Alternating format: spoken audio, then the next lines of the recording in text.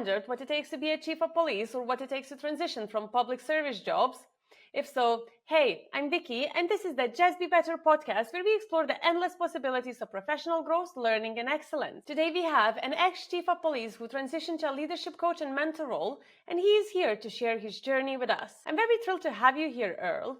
Could you start by briefly introducing yourself to our audience and telling us a little bit more about your background? Sure, absolutely. So I've been in the criminal justice field for 29 years. I kind of semi-retired this year, working my business, leading and learning with character full time. With that business, what we do is we offer both online and in-person leadership development classes for the individual and the organization. Also do some mentoring, and I've written 3 books, actually 4. I got one at the publisher, but I published 3. Again, 29 years of experience in the law enforcement. I spent 6 years working in the prison system, and then the last 23 plus working in law enforcement. I've been a narcotics investigator. I've been a patrolman. I've been a criminal investigations lieutenant and a chief of police. And then I was assistant director over a state organization in Oklahoma. Like I said, my wife and I have been married 21 years. We celebrated that last month. We have 4 kids. Congratulations. Appreciate that. We have 4 kids. One just graduated high school this past year. I've got a senior this year, a sophomore, and a first grader. So we're kind of busy. We homeschool. It so seems my like a wife is full-time job extremely on busy. its own. Right, exactly. Perfect. I'm very happy to have you here on our podcast, Earl. I didn't have a conversation with a police officer before, and especially someone as accomplished as you are. So I believe my listeners and myself including going to have a very interesting insights in what does your role entail. And starting with that, being police officer requires immense selflessness and dedication. And I always wondered what motivates someone to be ready to risk their life for a good cause and become a police officer. Well, again, it is a calling. It's not just something that somebody goes into. I'm going to go in, 9 to 5 and put in my hours and get a great paycheck and go home. It's really a calling. It gets in our blood. I think it's just, it's a service oriented mindset that people do that in different ways. In the police world, it really is that you want to make things better for other people. And in a sense, what we do as police officers is we kind of stand in the gap for everybody else. We serve, we protect so that you don't have to do certain things. We make environments safer.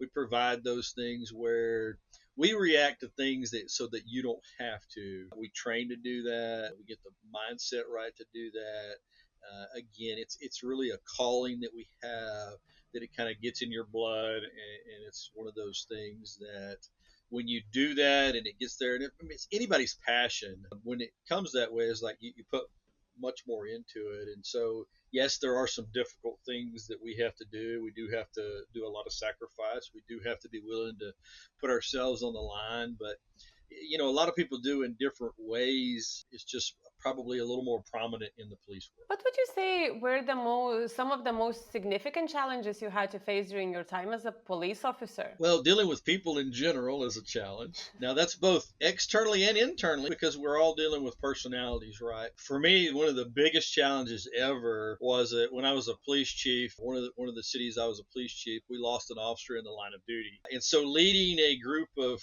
men and women in the police department and the community and the other city entities and workers through that process was probably the most challenging thing that I've ever done. One, because you're dealing with the actual officer's family, you're dealing with the law enforcement family, then you're dealing with the community, and then you're also dealing with your own emotions and the reactions to those emotions as you're processing through them. How do you personally deal with the grieving essentially of your colleagues? I don't know, do you have any strategies or do you have a support at all in your workplace? So, we've gotten better in law enforcement about that. We weren't great years ago. We coped with it ourselves. We didn't let feelings out. I mean, that's kind of how some of us were raised, but it's also how we were taught in the business, is that you just didn't show the emotional pieces. We've gotten better at that because, again, if we don't deal with our emotions and we don't deal with the things that we encounter the right way, it just builds up and then it becomes a bad issue because it becomes maybe toxic or your behaviors become toxic, or we turn to addictions that aren't helpful, and so we get ourselves into more trouble mentally, physically, those kind of things. And so, what we've done a lot and what we had there is that we had counselor on retainer that if anybody was going through something, they needed to talk to them, they went to them and talked to them, because part of that is that's a release.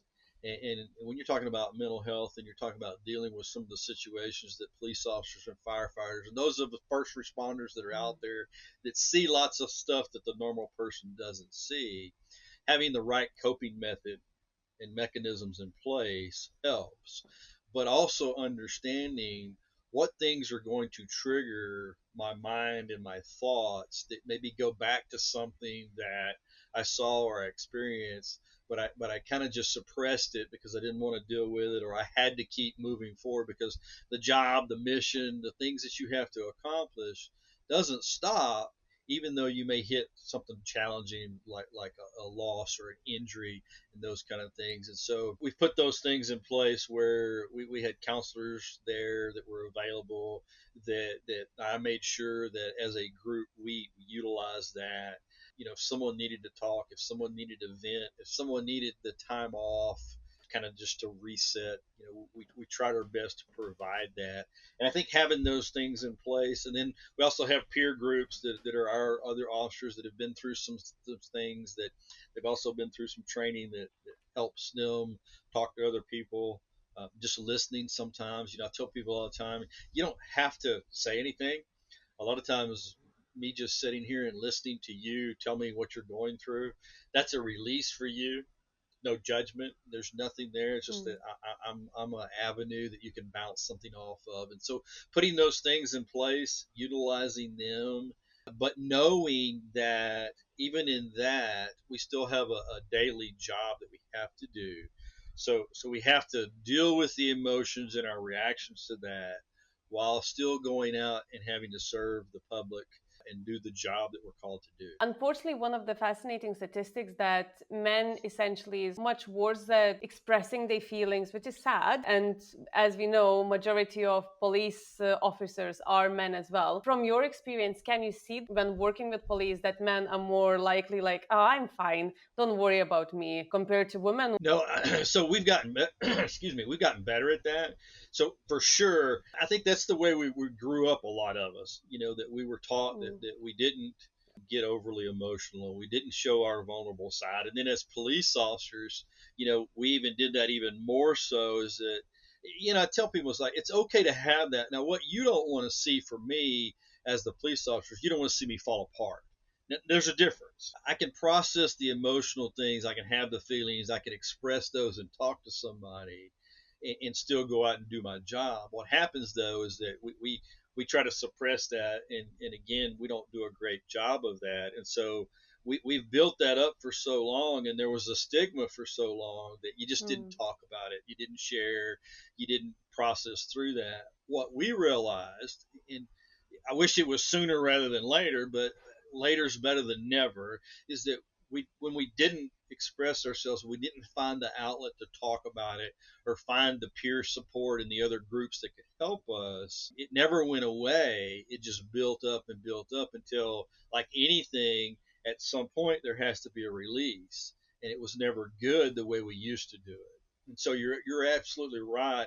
Harder for men, harder even more so if you're in an environment or a work group that's the way they've done it. And we want the macho piece to that of, oh, well, I don't need to, but the realization is that everyone needs to. We just have to get to that point where we realize that we're better than we used to be. Still got work to do, but you're right in that assumption is that I think women are just they're open to be more vulnerable because they're used to being able to express themselves, and we taught that instead of with the male, don't share, don't do any of those things, just keep it in.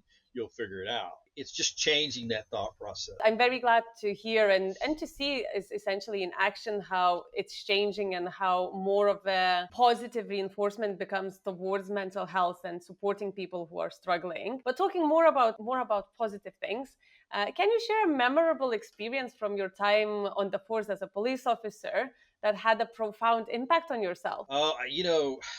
There's so many. For me, anytime that you can see that you've helped somebody through a difficult situation, there's always a piece of gratification there, because again, you don't always get to see that, but when you see an end result that somebody made it through a challenging time, or someone came back and said, hey, because you talked me through those situations, that it made it better.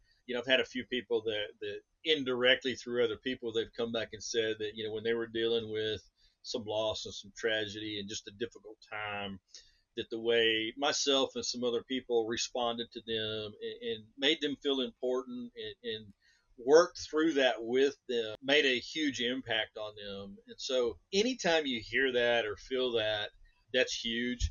For me, I've been a huge mentoring fan. I love that aspect of as a police officer, and then as you move up in an organization, as you mentor people internally, but also you're mentoring kids and adults externally, just by setting the example. For me, like the big thing to that says, hey, you're doing what you should be doing, is that I've had a couple of officers that have gone through some really tough, challenging times. They have come back, even we don't work together and haven't for a number of years, just to relay that because of the things that we did together, the things that we approached when we were dealing with the difficult times, help, and it still helps them today, because it put a different mindset, a different attitude in play for them. Those are the things that I look back on and like, okay, you've accomplished something when you can mentor, teach, and train people, and it has a huge positive impact on their life. I've worked with quite a few ex-police officers, ex-military personnel who were trying to transition from their jobs into office-based jobs. But one thing that I've seen in a lot of spaces, that this transition is not as easy as it should be, because people skills are often overlooked. Why do you think this could be the case, and why people think that if you're a police officer, you're always a police officer? Well, I think, like I said, it kind of becomes in your blood. It's kind of your calling, it's your mindset. Now, the reality of that is that you may think certain things. I mean, even when I'm not working as a police officer, I'm still very observant. I still look at things in some of those ways.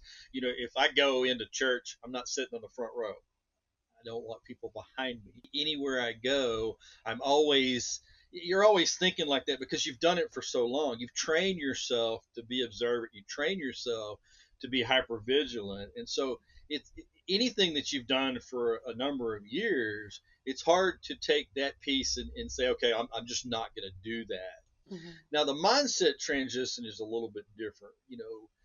In some ways, when you're going, okay, I'm going from this world where maybe, yes, the things that I did here were very volatile, very dangerous, very this way.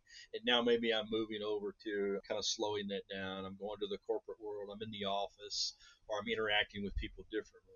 It doesn't mean that my mindset is totally gone from everything that I used to do on a daily basis, because in a sense, when you're out there as a police officer, you never let your guard down, because you never know what you're going to encounter. But the mindset shift is one of those things where we just have to be intentional about putting positive stuff in there to say, okay, I don't want to be thinking about the negatives. I don't want to be thinking about the challenges of the police world. So I got to think more about, what are my challenges now that I face in corporate? What do I face now when I'm going to this different day job where the people are different? And so for me, what I look at there is, okay, I've got to figure out, how do I contribute to them with the right mindset, the right attitude, so that we can work through our challenges that are a little bit different than what I had to do before. It doesn't mean that I'm totally not going to be guarded and I'm not going to be observant at the things that I've done for 30 years, because it's kind of hard to just stop being that way after 30 years. But my mindset has to shift in the focus of, okay, I've just got to be more intentional because I'm dealing with different type of people in different environments. But as you said yourself, I think someone who's very vigilant about the surroundings around them, someone who can spot even the tiniest details. I genuinely think that, especially for operational roles, this is exactly the skill set that every single company should look for, because I don't think anyone can spot mistakes or misunderstandings or actually even deal with conflict when it comes to customer service or internal conflict better than police officers. Yeah, I would agree 100%. And I think we get overlooked a lot in what we bring to the table in the transition to the regular workforce is because you're exactly right, is that we do spot those things because that's what we've done forever, and not because we want to nitpick someone. It's because we want to make the process better. We want to recognize things that we need to work on to get better at to move forward. It is one of those things that I think people sometimes don't know exactly everything that we do as police officers because we do a little bit of everything. We Mhm. recognize mistakes, we fix problems, we do conflict resolution, we do counseling, we do all kind of stuff that's not really in our job description. Because again, if you ask me in an interview, I don't remember all those things every time someone asks me a certain question in an interview. But I can tell you this, that I can do conflict resolution with anybody out there.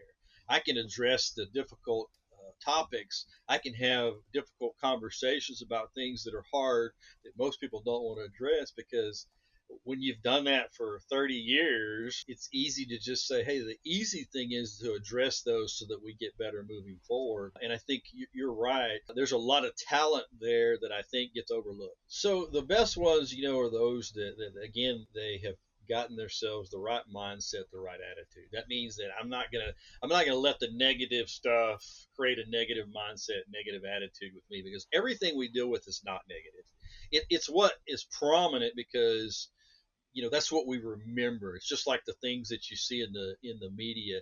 You see the negative stuff. You don't see near enough of the positive things and the Mhm. impacts that law enforcement and first responders have. That I think if we did that better, that would help us in our mindset and our attitudes. But the people that are there is that they understand that nothing is personal, that you have to go in, you have to deal with things. People want to see that you're in control because everybody's looking at you to make things better. We're dealing with people in their worst possible moment. And the reality of that is that most of those people are not criminals. They're not bad people. They're just dealing with the worst possible thing for them at that moment. And we just happen to be the people that get called in to help them find a solution. Sometimes that's easy to find a solution for them. Sometimes it's not so easy because even if you find a solution, sometimes people are resistant to it. Well, that's everyday people. I mean, in Mhm. things that you've dealt with, and people are having struggles, and you find a solution for them, they're still resistant. So it's just understanding that the best people can go in between those people as they rise to the level that they need to rise to. If I need to be firm, fair, and consistent, I rise to that little level. If I need to be sympathetic or empathetic, then I go there. If I need to show compassion or grace, then I go there. But at any moment, I'm ready to change that if I need to do that because there's a threat that gets interjected or there's a threat that's perceived. Then I need to be ready to change that. The best officers have that ability. They have the training, they have education, they're continuing to learn, but they've taken care of making sure that their mind, body, and soul is healthy.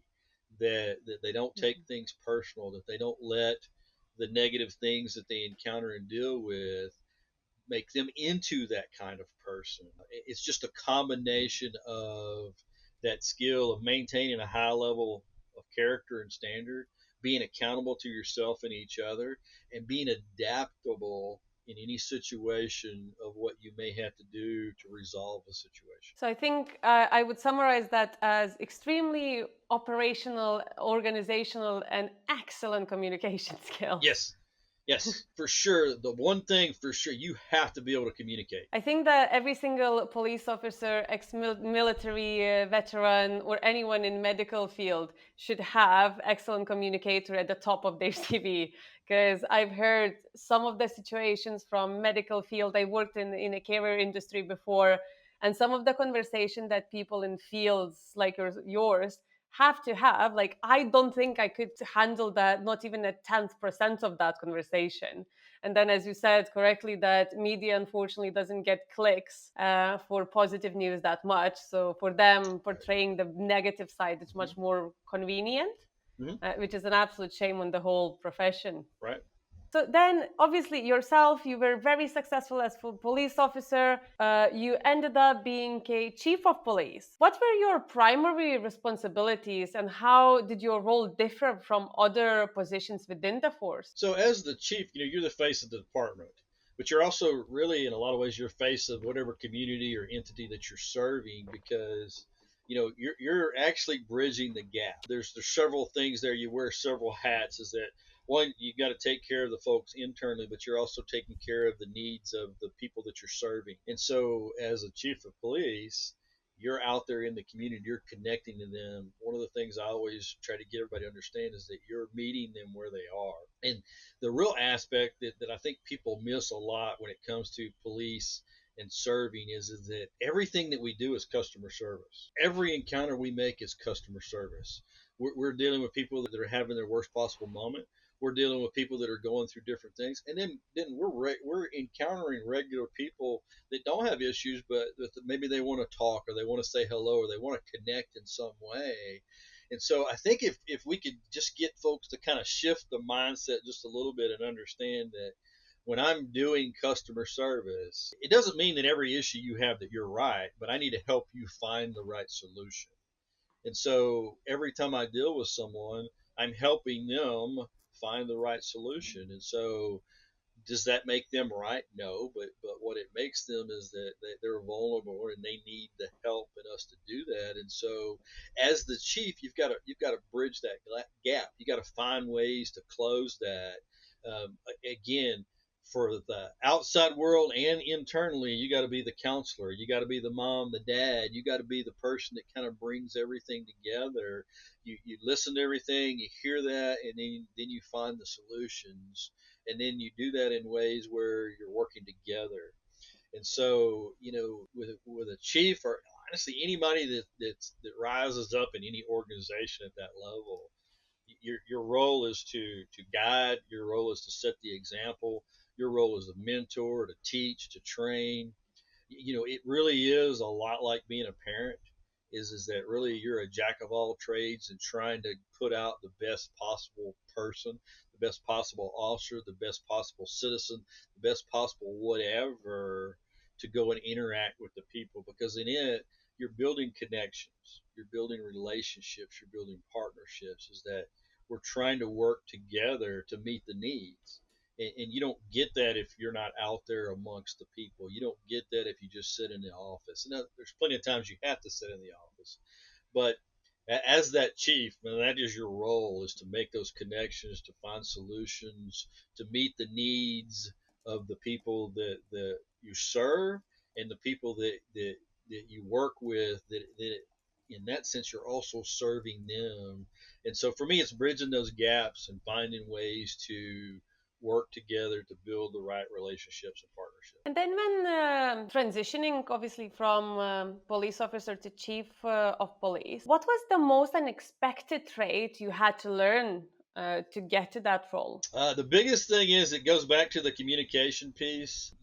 There are no idle conversations when you move up in an organization. And here's what I mean by that is that I may have a casual conversation with you, and we may be talking about, something that we may, look and say, this might be a possibility for us to implement in your podcast or in day to day Mhm. life. And the next thing I know, we're just having a conversation, and then you're out doing it.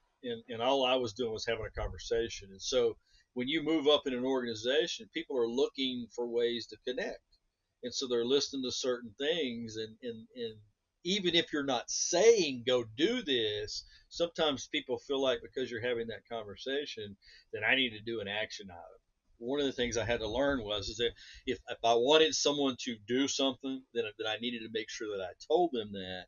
If we were just having a conversation, then I had to make sure that I told them, hey, we're just talking about this. That it may be something that we implement down the road, but I'm just trying to get feedback. We're just in this process of maybe planning or looking at it, but there's no action. I didn't realize that sometimes you had to be very specific in those, because people do follow you even unintentionally. They'll pick up on things, that behavior or something that you say that wasn't intended that way. I think it applies to all managers that come to any role where they're managing the team. Because I remember my very first role in recruitment, or even before that, if my manager just mentioned that, I don't know, when I worked in a bar, that, oh, I potentially might need to sort out the cellar, I already take that as, oh, you have to go and sort the cellar out. Uh huh. And then I disappeared for half an hour, and she was like, I was about to do that. Like, I didn't tell you to do that. It's like, well, you mentioned it. So it's really interesting, because I never thought about that as something that you actually have to learn to how to differentiate. I didn't either, because I was like you, and I've done that just like that. But then, as the person that's in charge, to have people doing things that you really, maybe it did need it, but maybe it wasn't ready. And now I've got to go kind of deflate you, because I'm telling you, hey, I don't need you to do that. We're not ready for that step. And so I just learned that when you're having those, that it's easier to just put the parameters and say, Mhm. hey, we're just having a conversation. I don't need anybody to go do anything, because you're right. That's exactly what happened. In your role, you obviously were making decisions that would impact the whole team, a lot of the time, potentially the whole community as well. How did you deal with taking those difficult decisions, especially if you have to choose between multiple things and that can have a very different outcomes? So for me, part of that is being open and honest in your communication. That's the biggest thing. Addressing the things that are difficult. And when I teach, and I teach on that, I always talk about, what you have to look at is, what's the desired outcome? What are you trying to accomplish?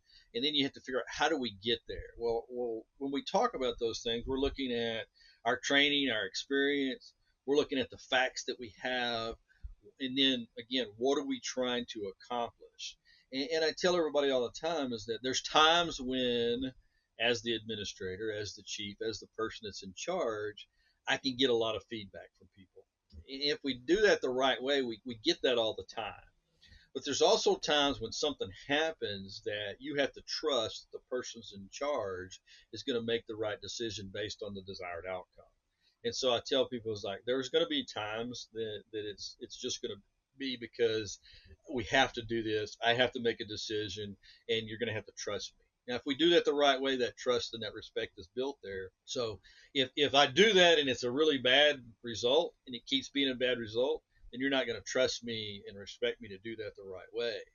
But if I do that based on my training and experience, the facts that I have, and that I'm doing what's best for the greater good, for the overall organization or the people involved, then it's going to be, you're going to say, okay, I get it. And then I'll say, okay, when I can, we'll circle back and say, okay, how well did we do that? There's times when you can get feedback prior, but there's times when, again, you just have to move forward, and then you do an analysis of the decision, and did it work the right way. It's just trying your best across the board to be open and honest, transparent through all your communications, and telling people, look, if we mess up, if it's a bad decision, we'll own it, we'll learn from it, we'll strive not to make that same mistake again, but we're always striving to move forward. We're not going to hide anything. We're not going to walk away and say, oh, well, we didn't know. If we mess up, that's what I used to teach everybody, is that we have to own that. And decisions have to be made, again, not based on what's best for me, but what's best for the organization, what's best for the greater good of the people. And I think sometimes we kind of mess that up, because we have that tendency to want it to be what's best for us, and it isn't always. Now, if it's the Mhm. right decision, more often than not, it's the best for all of us. But occasionally, things that we do are not quite what's best for us as an individual, but it is what's best for the organization. I think in general, when it comes to bigger communities, regardless if it's a business, a city, a country, no matter how good of a decision it is for the majority, there is still going to be minority within that that's not going to agree with you. So you always, as a leader, you probably have to always accept the fact that you can't please everyone, which is, I think, for new leaders is quite a difficult task to do as well. Yeah, I would agree with that 100% because as new leaders, I mean, you want to go in there, you want to do things well, you want to be liked, you want to do the right thing, you want to have that mindset in that aspect. The reality of it is that, and this is another thing that I teach people, try to get people to understand, not everybody is going to like you. I don't care if the decision you made, I don't care if what you're bringing to the table makes their life 100% better than what it was. There's people out there that aren't going to like you. They're not going to like the progress that happens. And so you have to have that in your mind is that that's why I say is that I'm going to do what's best for the majority. I'm going to do what's the desired outcome. I tell people all the time, if you ever come across a situation where you get 100% of the people on board, contact me because I want to pick your brain about what that was and how that process went because I haven't seen it. You're right. That's what happens. But it was easier for me to understand when I was like, okay, look, not everybody's going to like me. I understand that. We learned that growing up. You don't take that personal because some people just don't know. They don't take time to get to know you as an individual and as a leader. They don't get to take the time to look at the decisions that are being made that are really what's best for everybody. Some people don't look at it from that aspect because they want to be negative. They want to push the other envelope because that's what makes it easier in their world.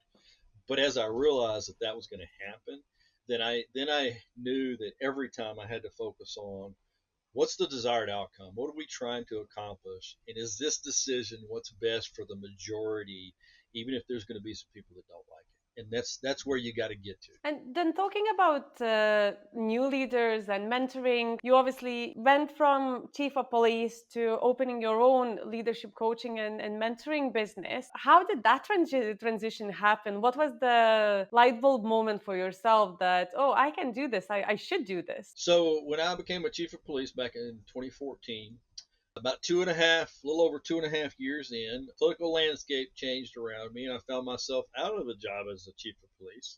Really, from nothing that I did other than politics didn't line up. Different Mhm. people came in that wanted different things as they moved forward, and so they replaced a lot of department heads, myself included. Well, like anybody, you get into a situation, you go into a job or something, you have things that you want to accomplish for that organization, for yourself, for the people involved and when that gets taken away from you, you're trying to figure out, okay, where do I go from here? What do I need to learn? I had always talked about, hey, maybe I should write a book. My wife and I had discussed it. People say that all the time. You've had those conversations with people, and then I was like, okay, how do I process through this? Because I was dealing with some anger, I was dealing with some frustration, I was dealing with some unknown. What's next? Where do I go from here? And I teach people all the time that writing things down is a healing process. When you're dealing with difficult stuff, if you write it down, it kind of gets it out there, and then you can kind of process through that. And so I wrote my first book, Leadership Lessons Learned, because the whole thing was there. What am I supposed to learn from this? Okay, what do I need to know that I got from this situation that I can take and use again? And then as I'm looking at that, I'm like, how do I help somebody else that may go through the same situation that may not know about the conversations they may not know about the behind the scenes ugly side of leadership that we don't talk about, that you're going to deal with people that just don't like you, that aren't in your corner. And so as I was writing the book, my wife and I were talking and we're like, okay, some people aren't going to read it. They're not readers. They're not going to look at that piece. So how else can we get it out there? And so we started the business Leading and Learning with Character, because one thing that I'll tell people all day long: maintain your character. Walk away with your head held high. Don't engage in things that are going to drag you down. Whether you're right or not, don't engage in that. Walk away with your character. And so from that, we started developing the classes that we have that are some topics from the book and some other things about how do you process through that. And so that's kind of how the transition came. Last month we celebrated our 7th year of doing that. We did it part time for several years. This last year we kind of been working a little more full time aspect of it, but that's kind of how that came about and where we're at right now. I assume you work with quite a lot of new leaders that come into the workforce and trying to learn new things. In your experience, what are some of the mistakes that the new leaders and managers make? Well, one of the biggest ones is communication, lack thereof. Okay. Another one is making promises that you can't keep or you don't have the ability to keep. I tell people don't make promises. Look, there's a difference in me saying, hey, I'm going to get you a pay raise. Well, everybody wants a pay raise. I don't know anybody out there that wouldn't say, hey, yeah, I would be all for that. But as that leader, I may not be able to give you that. I don't control the end result there. So a different way to do that is that, hey, I'm going to work toward trying to get us a raise. There's a difference when I say I'm going to work toward trying to get us a raise, or I promise I'm going to get you a raise. See, working toward means that we're going to get in here, we're going to do everything we can, we're going to present it to the right people at the right time, we're going to give them all the information that we need, but the final say is not mine. But what happens as a new leader, I go in there and say, oh, I'm going to get you. Every politician, every new leader out there, they make promises that really they can't deliver on. And so that's one of the cautions I always tell people: never promise something that you don't have the authority to deliver on. And if you do have the authority, you need to make sure that you know you can deliver that, because once they don't get it, they're going to look at you like, okay, you broke our trust, you broke that promise. Now, what we do, unfortunately, is then we start blaming someone else. And my whole thing was that I never wanted to blame the person that was on the other end, because there's somebody else that they're having to deal with that maybe they want me to get a raise too, but they can't convince that next person. And so it's really not anybody's fault. It's just that we haven't presented it right. Maybe the timing's not right. And so those are two main ones. And the other one is, meet people where they're at, connect with people, talk to people, ask questions. Don't assume anything. Ask people how you're doing. Hey, how do you think I'm doing as your supervisor, as your leader? And then I would tell people, give feedback, give constructive feedback, because it goes into this is that I can't fix anything that may be an issue if you don't talk to me, if you don't tell me, if you're not communicating with me, if we don't have that open line of communication, then we're not going to be nearly as effective and efficient as we could be. And as a new supervisor, I missed that. I did not do that well. I just assumed, man, I'm good at what I do. I'm going to go in here and I'm just going to bull my way through it. And I could have done a whole lot better if I would have just had the right conversations and been open about that. Do you think ego comes into play in this scenario quite a bit for leaders? Oh, without a doubt. My latest book that I have a whole chapter in there that talks about ego. At the beginning of all my classes, I pass out this little ego card, and then I take them back, because ego is the detriment to all of us. Our ego does get in the way. We build that with a little bit of pride. And ego, if we could just set the ego aside, we could have a whole lot different conversations with each other. But you're right. Ego comes into play. I just can't let go. I can't get out of my own way sometimes because my ego won't let me. I think a lot of the time, like I predominantly work with small startups as well. So one thing that I notice in new leaders who just had amazing idea, they raised quite a bit of money. For them, the money almost is as the approval that you're good, you're the best, you're going to get there. And then when they start hiring people, they expect that everyone else to come into the organization without ego, but as dedicated to the business, as willing to work as themselves. What are your thoughts on that? Well, I think it's an issue across the board. I don't care what entity you're in. Is that I think the more you move up in an organization, the ego kind of comes there, and if you don't keep it in check, because one of the things I would tell you, never forget where you come from, because you don't know, you may end up back at the bottom. I mean, I've been there 3 times. That you rise to the top of an organization, and all of a sudden you're not in that organization again. And so ego, you got to let that go. And it's almost like, I treated the newest, brand new person that swept the floor the same that I would my boss that came in there, because respect is huge. And for me, is that's how you get people to work and do things that maybe I don't like to do it, but I know that I need to do it. Well, putting the ego aside, because I always say, look, if you go in there and like, well, I'm not doing that. I don't have to because I'm the boss. I get that in some degrees. I tell people all the time, I'm not going to do your job for you, but if you need help, I will get in there and help you do that. But it's one of those where we've got to be able to put that aside, and sometimes we don't do a great job as we move up in an organization, and it sends the wrong message because it goes to this, just like ego comes into play, and we're like, well, I'm the owner or I'm the head of this organization, so I don't have to be in the office every day. Mhm. That may be true, but what message am I sending? Am I still working toward what's best for the organization when I'm not there? That's one thing. But if I'm off doing my own thing while I'm expecting everybody else to come in and put out hour after hour in for the bottom line, it's not sending a great message. It's not setting a very good example. And then you have commitment and loyalty issues that I get because people don't want to see that. I mean, it doesn't mean I'm not trying to say that you're on the same level as everybody there, but you've got to put yourself in that position and understand that each one of us are actually no better than the rest. Some of us have had more success than others, so you may have more things than somebody else. But the reality of it is that your business, your organization doesn't operate without every one of those people. And so if you're not valuing the newest bottom rung person as much as you're valuing the owner or the director of the organization, then there's an ego issue that needs to get resolved. How do you go about teaching people? Obviously, you don't have to give all of the secrets of your coaching practices or mentorship, but what is your secret to getting to people and making them understand that these are the things that are not going to make you the most successful leader in the business? So a lot of that is having the difficult conversation. One of the things that I tell people all the time is, especially when we're in a class and we're talking, that we usually can, when I bring up a topic and we're talking about somebody that maybe can't they don't learn from their mistakes, they don't grow, they don't move forward. And so I say, hey, everybody, you're probably thinking about somebody right now that that's them. They've got a bad attitude.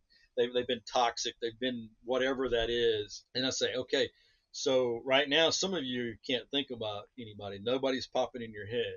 So I'm going to tell you that if you're not able to think about anybody, then it's probably you. Someone else is thinking about you right now. So the issue is that first thing we have to do is take a good hard look in the mirror about who we are and how we've been contributing. Because what we will find 96% of the time is that we've played into that negativity. We've played into the issue because of what we have been contributing. When we can make that distinction and understand that if I want things to be better, if I want things to be positive, if I want to get rid of a toxic mindset or environment, the first way to do that is to make sure that I don't have that. The first way to do that is say, okay, I can see it here. I may know somebody, but taking that hard look and saying, okay, Earl, how have you been addressing that? Have you been going in with a bad attitude? Have you been one of those that played into that? Have you not been on board? Have you been really quick to criticize and complain without coming up with a solution, or have you been doing that the right way? And not everybody has gone so far one direction that they need to make a lot of change. But when I look at that, is it's the transformation of myself first. Because when I look at that and say, okay, how have I contributed? Have I been negative? Am I the reason that somebody has not gone the direction they should have? Have I been a bad leader? Have I caused someone else to stray down a negative path? Well, for me, I don't want to be that. And so when I look at that and I do an honest assessment, and then I hold myself accountable, and I have other people that hold me accountable. That's why I talk about surrounding Mhm. yourself with the right people, but also getting a mentor or two, because a mentor is going to tell you the things that you need to hear, not what you want to hear all the time. It's great when people tell you good stuff. We all like that. But everybody needs somebody that's going to be really honest and say, hey, Vicky, the other day when you made that comment, maybe you meant to, but I don't think you did. And so now I'm opening up for you to say, oh, what were you talking about? And when I tell you, you need to be able to look at that and say, oh, I got that. Well, folks don't tell us that enough. And so trying to get people to understand that, and honestly, when I do a 2-day class, by the second day you can see that turn a little bit because we've processed through a lot of that stuff, and it is one of those that I tell people, it's like, look, leadership itself is not for the faint of heart. A lot of my Hmm. classes are not for the faint of heart, because one of the things that I'm going to tell you during that process is that it might be you. And no one likes to hear that, but everybody needs to hear that, because when someone doesn't tell me, how do I fix it? If someone just lets me go be toxic, if someone just lets me be negative, which is what we do a lot, how am I supposed to fix it if no one's willing to tell me? Well, we have to do that the right way. And so that transformation, get people to think about it, and saying, okay, I may have an issue with you all day long, but if I'm really gonna look at that, I'm really gonna find a way to make that relationship work. Then I have to also look at, what am I bringing to the table? What am I contributing? Is it good, bad? Is it indifferent? Am I playing into how I think about you because of my behavior, and vice versa? And so it's just trying to get that time frame where everybody understands is that you have to take care of you, that you are responsible for everything that you think, say, and do. I'm not, you're not, but it's a shift for people because we like to blame. I think that was actually, for me personally, was one of the most fundamental moments of my career break, probably. When I started, I was responsible for implementing a feedback sessions within the business. And obviously, when implementing, I had to learn how to give feedback myself, and more importantly, how to receive feedback. And I still remember receiving first constructive feedback, and I cried my way home. And then I came the next day and I was like, I don't really understand why I cried, because everything they said was correct, both positive and constructive side. But then when you learn to take that feedback and actually dissect it into small pieces and see what is valid, what is other people's feelings in that feedback, and actually what are the things that you can take actions out and improve yourself, feedback becomes just an additional task of your life, and it doesn't seem so personal. You just hit right there on it, because we take it personal.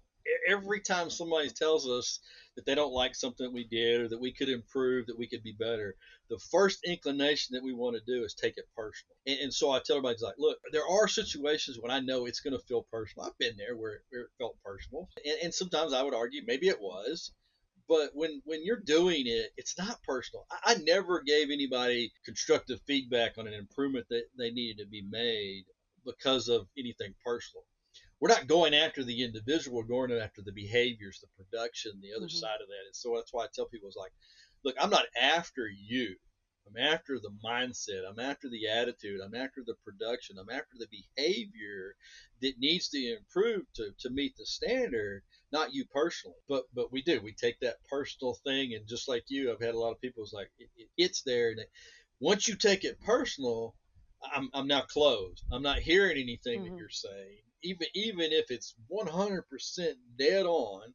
And I have that conversation with somebody else, and I'm like, that's why it's important to have a mentor, because if I take that from you and I'm like, she just doesn't like me, I can't believe she hammered me like that, she's mean. And I go to my mentor and they say, Earl, did you listen to what Vicky said? Did you really take that to what she was there and the things that she addressed? And when I break that down, I'm like, oh, okay, that's not me personally. Because I tell people, look, if it's not true, if it's wrong, then show them that it's not. Okay. If it's Mhm. somebody that's over here that's bashing you or whatever, okay, it's not true. Don't address it. But look at everything and say, okay, but what is really there? Because if she's bringing something up, there's some kind of an issue. Whether it's perceived or real, it's still there. And so when they tell me, it's like, now I got to go back and tell Vicky, it's like, okay, you're right. My ego, my ego made it all about me, because that's what happens when we take it personal. It's all about me. How dare you treat me like that? But then I put it back on people. It's like, okay, when we're talking about these things, we're talking about correction, we're talking about constructive criticism, and making improvements. I usually bring up the example and ask people, do you have children? The majority of people today have children, especially if they're in the adult world. They're very old, they have children. Do you let them act any way they want to? Do you let them just, throw a fit about anything and everything, or do you provide correction for them? Do you provide a guidance for them? Do you show them the way you want them to be? The answer is absolutely. Most of us do. We all know that there's Mhm. those that probably don't do near what they should. But if you look at it that way, because if I'm talking to you, I value you. If I didn't value you, I wouldn't try to give you any kind of correction. I wouldn't show you the right way. I wouldn't give you the guidance. I wouldn't hold you accountable if I didn't value you. Because at the end of the day, I don't care. You fall flat on your face, who cares? I don't care. What I try to get people to understand is that we value each other. The way we value each other is we hold ourselves to a standard. If we don't, then to me, you're showing me that you don't value me and you So, with all of that said, and I know we touched a lot of different topics today, what if you could give one advice to aspiring leaders who really want to lead with confidence and make that positive impact? What would that be? don't try to do it by yourself. Find a mentor, find somebody that can help you, that you can bounce things off of. That's good, bad, or indifferent. You can have conversations with them that they're going to give you that guidance. They're going to help you put the ego aside. They're going to tell you the things that you need to hear. They're also going to encourage you. But find at least one mentor. And I would suggest that you find one internally in your organization if you can, and externally that's because you got two different worlds that you're dealing with, and having a mentor that can kind of help address both is huge. So I would tell people, don't try to do it by yourself. Find that mentor.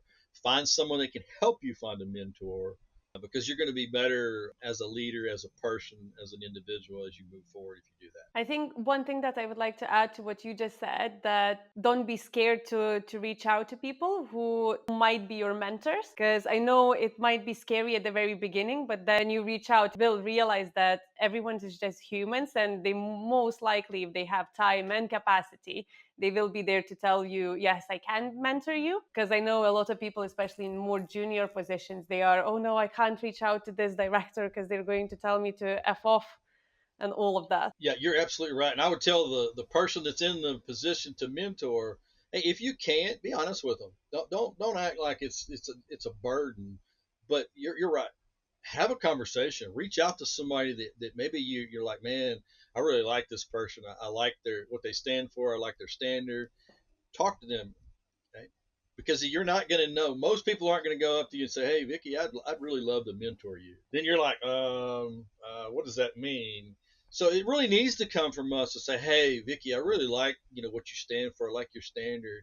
Would you consider mentoring me? Because I want to learn, and I really want to learn from the best, and I feel like that you have the ability and you could help me. I mean, you're either going to Mm. say, hey, that's great. I think I can. Let's talk about this or what that looks like. Or you're going to say, hey, you know what? I don't know that I can, but I may be able to suggest someone for you. You're not Hmm. going to get that if you don't have that conversation. 100%. And then just a couple of finishing questions. So, what is the future goals for yourself, Earl, for your mentoring business, personal, professional, where we can expect to see you in the future? Okay, sure. Yeah. So actually, right now, this whole week, I'm doing a Comeback Champions Summit. We have pre-recorded presentations that we're all doing different aspects on. Mine is change your mindset, change your life, change your mindset, change your attitude. So for me, you can check out my website, earlmorrison.com. I'm on LinkedIn. I'm on Facebook. We will post classes. I do pre-recorded classes. I also do virtual classes. I'm also available to go into organizations and do live classes. And so our goal is really just to touch as many people as we can to help them in that transformation journey. I have a 1 year leadership transformation journey that we're going to kick off probably in October, that really we take a topic each month and we just spend some time understanding that. For example, build a strong foundation, learn from your mistakes, make good decisions, your attitude, your responsibility. We just take one of those each month. In that process, there's a presentation. I'll do a live one, but it'll also be recorded. And then you have access to me during that month to kind of process through what does that look like for you? What does build that strong foundation look like for you? So we'll be doing one-on-one sessions as well as some group Zoom sessions to just kind of, because what I found a lot of times too, Vicky, is that when I hear someone else is going through something, that helps me. Okay, I'm not in this by myself. And when I hear Mhm. how you have processed through certain things, like I didn't think about that, but you know what? If she can do that, then there's hope for me. And so that's kind of where we're going to be. We're going to be doing those things on a continual basis. Check out check out my website because I've been doing lots of podcasts. I love to connect, to get information out there. I think each one of them is a little bit different. I do have a book that's at the publisher right now that's being edited. It's Closing the Gap by Building Bridges for Organizational and Individual Success. So that should be coming out hopefully by Christmas. It's in the editing stage, which is the really not so fun stage, but it's there. I think every single writer that I ever spoke with, they say, "Oh, I love writing books. I love seeing it published." But that stage between writing a book and getting that published is the one that I don't wish upon anyone. Yeah, yeah. That's the critical step. It's an important one not to miss, but also is the one that a lot of people would rather not do. I will add all of the links that you shared with the listeners in the description below so they can find you and connect you. And I definitely recommend everyone checking out the website. I'm going to order the book myself because it sounds very fascinating. And just to end, do you have anything you would like to add before we finish today? No, I just appreciate the opportunity and having a great conversation with you. I appreciate what you do out there of putting information out there to help folks be better. I appreciate that a lot. Thank you very much. That's exactly the point of the whole podcast, to share with people who, as you said earlier, who are potentially struggling, who don't know what's going on, how to get over. They hopefully at least one person listens to some of these podcasts and thinks, "Oh shoot, someone else been through that. I can do this." And that's my job on this earth is going to be done. I'll be very happy and Right, satisfied. So hopefully this happens. So right. thank you so much, Earl. It was absolute pleasure meeting you. Thank you.